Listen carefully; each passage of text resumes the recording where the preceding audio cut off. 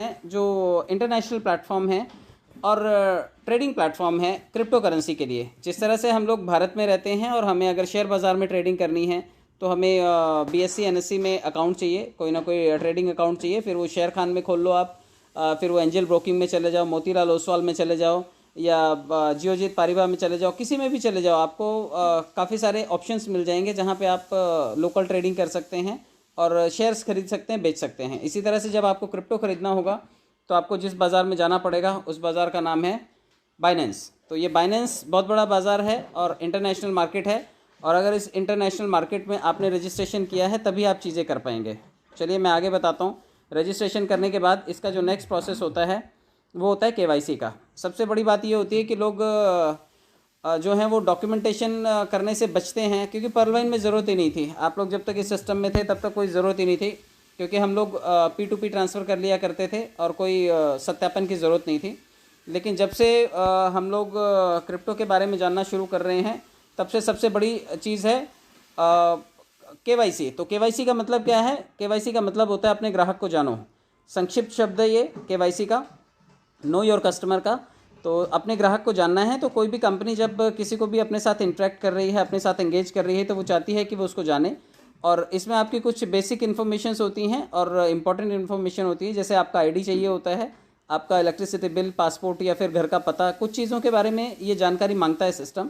तो जब आप इसमें सत्यापन कर लेते हैं तो सत्यापन करने के बाद अगर आप कभी फर्दर फ्यूचर में चेंज करते हैं तो चेंज करने के लिए भी आपको उसमें जो है वो जानकारी देनी पड़ेगी कि आप इसको चेंज कर रहे हैं। और चेंज करने के बाद आपको उसमें नोटिफाई करके या फिर उसमें खाता बनाने के कुछ टाइम के बाद आप उसमें चीज़ें अपडेट कर सकते हैं। और एक और चीज़ होती है कि अगर आपने ये प्रक्रिया पूरी नहीं की, सपोज़ आपने नाम चेंज कर लिया और आपने वो प्रक्रिया पूरी नहीं की, तो आप उसमें सीमित लेन देन कर पाएंगे। लेन देन का जो लेवल है, क्योंकि बाइनेंस बिना KYC के भी लेन देन तो करने की अनुमति देता है, लेकिन आपको बड़े लेन देन करने हैं और चीज़ें ज़्यादा बड़ी करनी है, ट्रांजैक्शंस बड़े करने हैं, डॉलर ख़रीदने हैं, कुछ परचेज़ करना है, तो आपको बड़े ट्रांजैक्शंस के लिए आपको KYC की ज़रूरत होगी। तो ये KYC आपके लिए इंपॉर्टेंट है और ये आपको करनी पड़ेगी। थोड़ा आगे बढ़ते हैं। सबसे पहले करना क्या है, देखिए इस वक्त क्या है, बाइनेंस के बारे में लोगों को पता नहीं है। प्ले स्टोर पे भी बाइनेंस के नाम से भी कई सारे ऐसे एक पेज खोलो तो कई सारे पेज खुल जाते हैं। क्रिप्टो करेंसी का एक्सचेंज है हालांकि ये। तो बाइनेंस में जब भी आपको खाता खोलना है, या तो आप अपने सीनियर से रेफरल लिंक ले लीजिए, या फिर आप प्ले स्टोर पर चले जाइए। और प्ले स्टोर पर जाने से पहले सबसे पहले आपको क्या करना है, साइन अप करना होता है। बहुत सारे लोग डायरेक्ट लॉगिन करने के लिए जाते हैं, तो आपको बाइनेंस में सबसे पहले जाकर के साइन अप करना है। और साइन अप करने का मतलब है कि आप उसमें अपने आप को रजिस्टर करेंगे। रजिस्टर करने के बाद ही आप उसमें चीज़ें कर पाएंगे। तो रजिस्ट्रेशन में आपका नाम, ईमेल और फ़ोन नंबर, ये 3 चीज़ों से आपका रजिस्ट्रेशन हो जाएगा। ये गूगल पे भी होगा, जो एंड्रॉयड फ़ोन यूज़र्स हैं उनके लिए भी, और ये एप्पल यूज़र्स के लिए भी होगा जो iOS के थीम पे काम करते हैं। तो एप्पल प्लस एंड्रॉयड दोनों फ़ोन्स के लिए एप्लीकेबल है। दोनों जगह से आप इसे यूज़ कर सकते हैं। दोनों फ़ोन के यूज़र्स इसमें अपना एक्सचेंज बना सकते हैं। थोड़ा सा आगे और बढ़ते हैं। अब आपने बाइनेंस पे जाकर के जैसे ही आपने रजिस्ट्रेशन कर लिया तो उसकी नेक्स्ट प्रक्रिया होती है लॉगिन करना। तो आपको सबसे पहले ये ऊपर लॉगिन के ऊपर जाना है, और साथ में ये जो छोटा सा ब्रैकेट दिखाई दे रहा है, बॉक्स दिखाई दे रहा है, ये कार्टून सा दिखाई दे रहा है, उसको जब टच करेंगे तो वहाँ पर आप जाकर के इसे लॉगिन कर सकते हैं। लॉगिन करने के लिए फिर वही आपको आपका नाम और ईमेल और फ़ोन नंबर डालना है, एक OTP आएगा, वेरीफाई करना है, और उसके बाद आप सिस्टम में लॉगिन कर जाएंगे। तो इसके बाद आगे बढ़ते हैं। जब आप लॉगिन कर लेंगे, लॉगिन जैसे आप अपने सिस्टम में करते हैं तो उसके बाद आपका मेन इंटरफेस ओपन हो जाता है। तो इसी तरह से यहाँ पर भी लॉगिन करने के बाद पेज ओपन हो जाएगा, और पेज ओपन होने के बाद कुछ आपसे फीचर्स मांगेगा। वो स्टार्ट नाउ का ऑप्शन मांगेगा।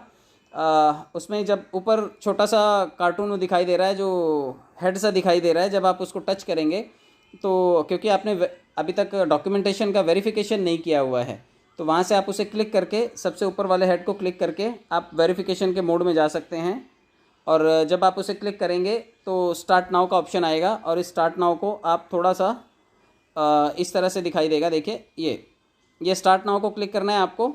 रेड कलर का जो ऑप्शन दिखाई दे रहा है ये बॉक्स में, जैसे ही आप इसको क्लिक करेंगे यहाँ से आप स्टार्ट नाउ को क्लिक करके सिस्टम में एंट्री कर सकते हैं और अपने वेरिफिकेशन के प्रोसेस को स्टार्ट कर सकते हैं, क्योंकि यहाँ पे ये शो करेगा कि your account is not verified yet, आपका अकाउंट अभी तक वेरीफाइड नहीं है। तो आपको अकाउंट को वेरीफाई करने के लिए नेक्स्ट स्टेप पे जाना होगा।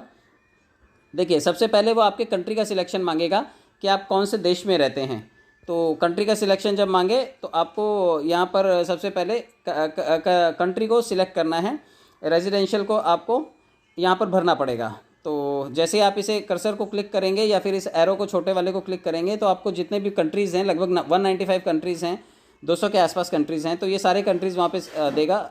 और आप ऑप्शन के हिसाब से इंडिया सिलेक्ट कीजिए, और इंडिया सिलेक्ट करने के बाद आप नेक्स्ट प्रोसीजर पे जा सकते हैं। कंटिन्यू को क्लिक कीजिएगा, कंटिन्यू को क्लिक करते ही पेज आपका सिलेक्ट हो जाएगा और आगे की तरफ बढ़ जाएगा।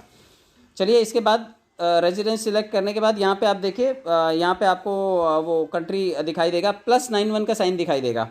+91 इंडिया को रिप्रेजेंट करता है, तो यहाँ पर +91 प्लस इंडिया लिखा होगा यहाँ पर, तो उसको क्लिक कर दीजिएगा।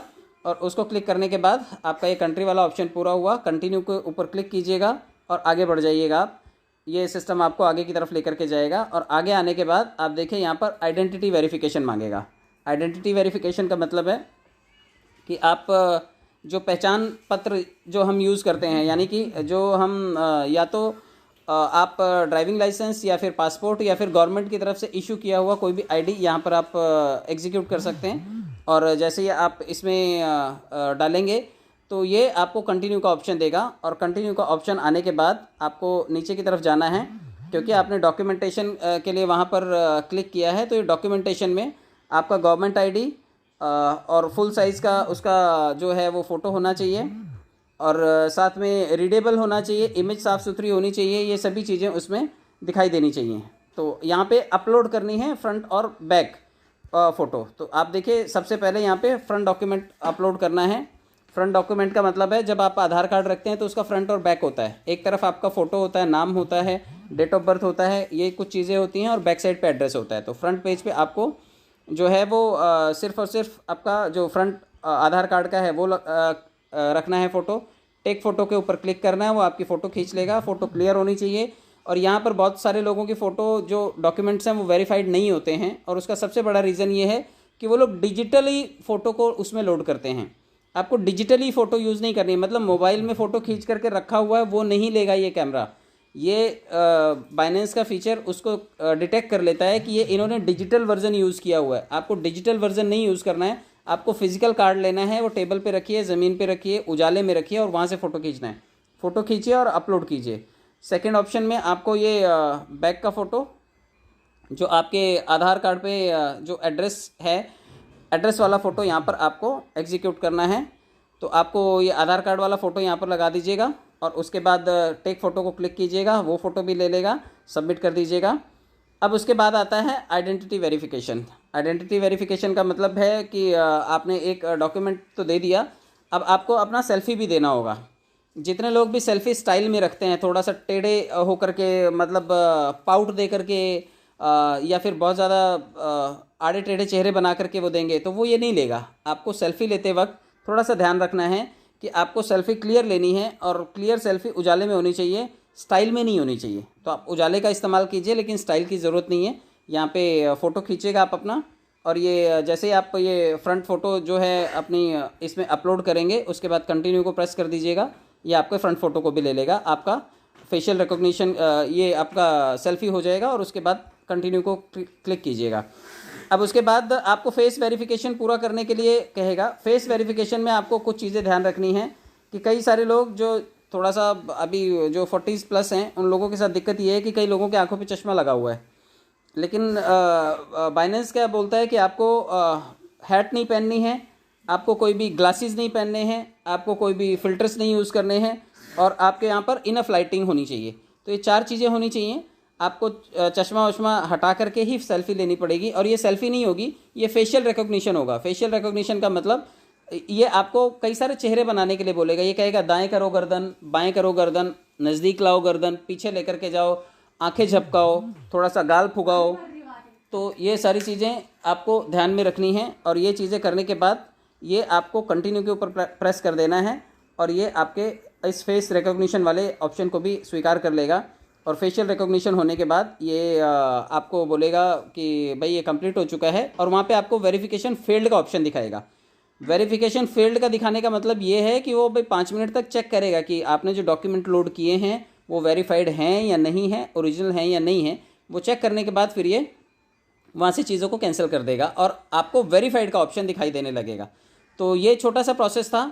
और इसमें एक चीज़ का और लोग भूल जाते हैं, ध्यान रखना कि ये बाइनेंस की जो प्रक्रिया है ना, ये थोड़ा सा पीसफुल होकर के आपको करनी है। 1-2 बार हो सकता है रिजेक्ट कर दे ये आपकी बात को, आपके फेशियल रिकॉग्निशन को, आपके आधार कार्ड के फ़ोटो को, तो आपको रिपीट लोड करना है। लेकिन प्रतिदिन 10 बार तक, ये लिखा हुआ है देखिए कि प्रतिदिन सिर्फ 10 बार तक आप इसको अप्रोच कर सकते हैं।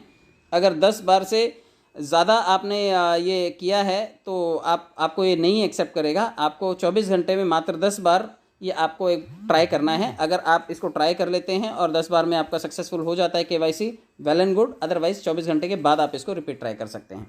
तो ये छोटी सी प्रक्रिया थी, एंड आई होप कि आप लोगों को ये प्रक्रिया